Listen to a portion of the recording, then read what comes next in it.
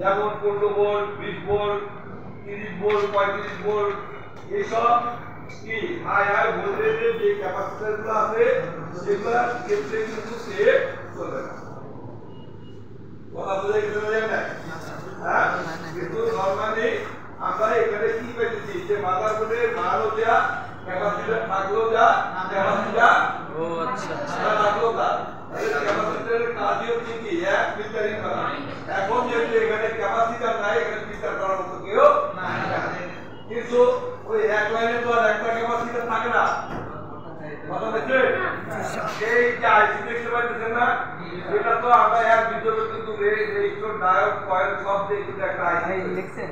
অতএব এর ভিতরে কি ক্যাপাসিটর আছে। হ্যাঁ, তাহলে ওই ফিল্টারিং করবে। কথা বুঝতে না বুঝে 26 ভোল্ট ফিল্টারের উপরে এই ক্লিয়ার। এখন আমরা ক্যাপাসিটরটা মাপবো। ক্যাপাসিটরটা কি করব? ক্যাপাসিটর মাপবো। এক প্রথম মাপবো ভিতরে, দুই মাপবো কি, তাহলে এখানে হেডিং হবে যে ক্যাপাসিটর খুলে মাপলে তার পরিমাপ।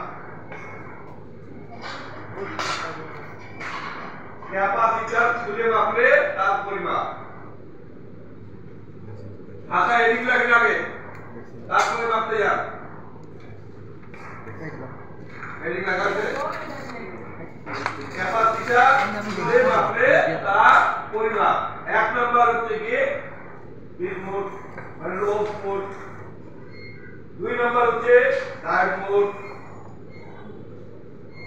ঠিক আছে, একটু ভাগ করে দেখেন, কারণ আপনার কি প্রত্যেকটা মেজারমেন্ট ওখানে বসাবে। তিন নাম্বার হচ্ছে কি ক্যাপাসিটরের একক কি কারেন্ট। এখন এই তিনটা মুডে ক্যাপাসিটরটাকে মাপবেন। তার কিছু আসে না, কি বলে কিছু আসে না, ওয়েল আসে না, ওয়েল আসে।